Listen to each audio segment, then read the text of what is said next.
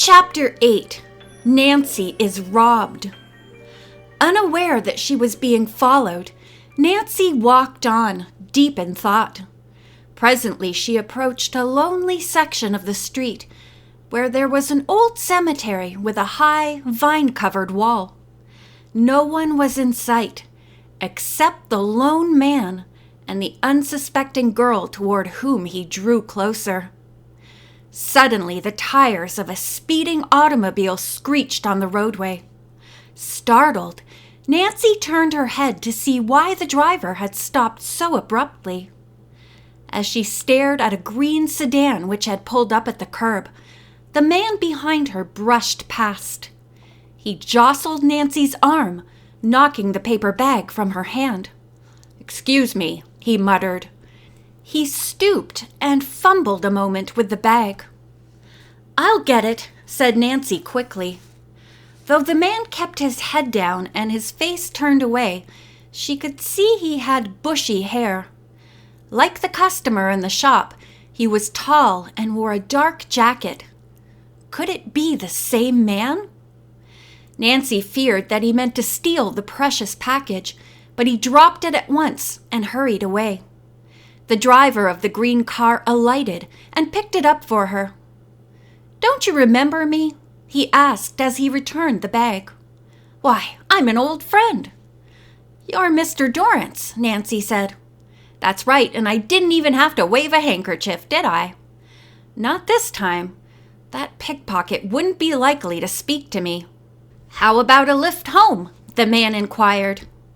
Nancy politely declined the invitation. "No, thank you. I prefer to walk."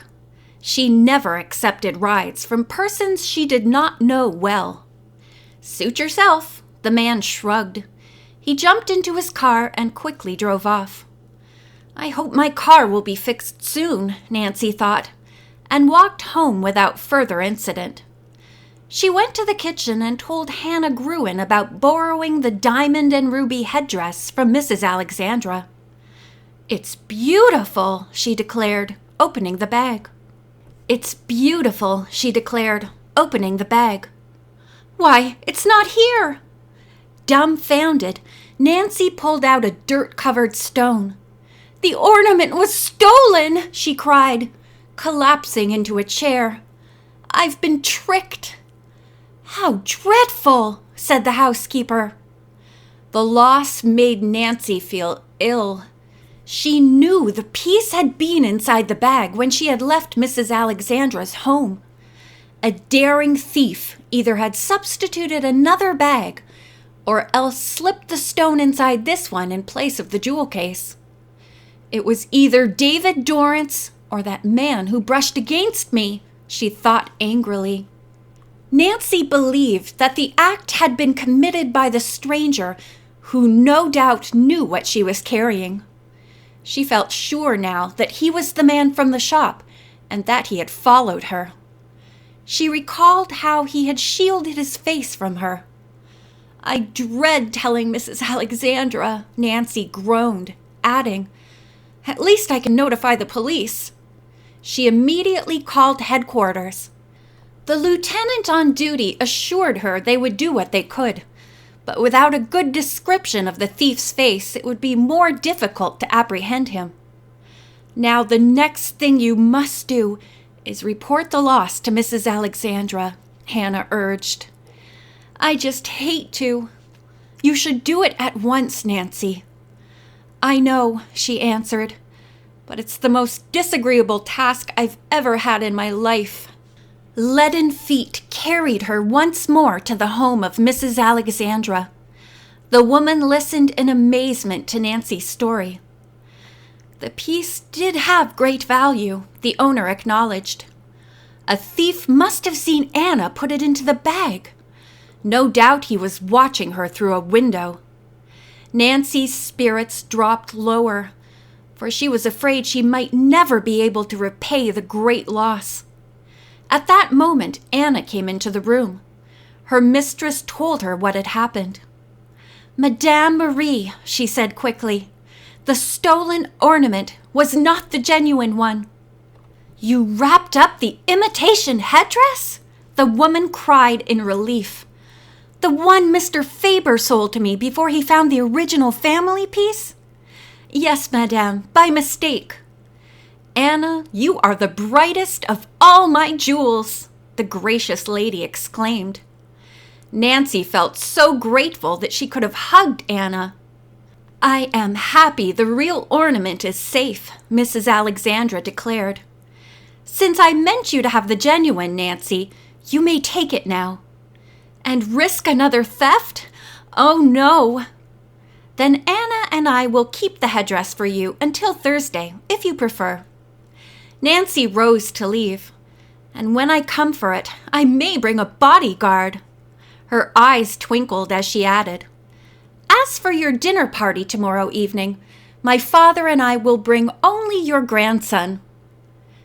Dinner was ready by the time Nancy reached home. Mrs. Gruen had prepared an excellent meal, but for some reason, Carson Drew ate little. What's wrong, Dad? Nancy inquired, glancing up. Aren't you feeling well? Oh, I'm all right. Then you're worried. Is it about that wallet you lost? Well, I had hoped it would be returned, the lawyer admitted. At least the paper's in it. You ran an ad in the newspaper, didn't you? Yes, I offered a reward and no questions asked. Nothing came of it. I've had no luck in tracing the pickpocket either, said Nancy, sighing. At that moment, the discussion was interrupted by the ringing of the doorbell. Nancy went to answer it. At the door stood a good-looking young man, broad-shouldered and deeply tanned. Ned! Nancy cried jubilantly. It's great to see you. And you, he laughed, seizing her hand. I just happened to be doing an errand near here, and I thought I'd drop over. Ned Nickerson and Nancy were friends of long standing. They enjoyed the same things and frequently went to parties together. Though she had many other admirers, Nancy admitted to herself that Ned was her favorite. Are you free for a date tonight? He asked. I have one, Nancy said with genuine regret. Why didn't you warn me you were coming? How about tomorrow night? Mrs. Alexandra, a new acquaintance, has invited Dad and me to a special dinner party. We are to take her grandson, Francis Baum, to see her for the first time. It's thrilling, Ned. He's supposed to be a missing prince. Wish he'd stay missing, Ned muttered. Well, how about tomorrow afternoon? Fine, if you'll get me home in time to dress for the dinner party. All right, we'll take in the carnival, Ned said.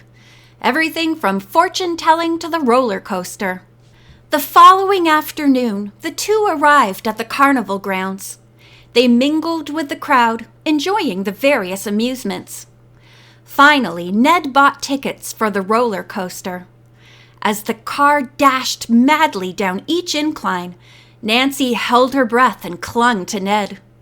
He enjoyed this so much that he suggested a second ride. No, let's try something else, Nancy pleaded. How about the Ferris wheel? Too tame. After that wild ride, I crave something mild. Then up we go, Ned gave in reluctantly. He bought tickets and they sat down in one of the cars. Soon the giant wheel began to turn. It moved very slowly. The motor which rotated it made a loud, racking noise. Terrible, Ned complained. Sounds as if it's going to fall apart. It's pokey, too, Nancy admitted. Oh well, the torture won't last long. Just then, the Ferris wheel came to a grinding halt. The car in which Nancy and Ned were seated remained stationary at the very top. Minutes elapsed, but still the wheel did not start. What's the matter with this thing? Ned demanded, peering over the side.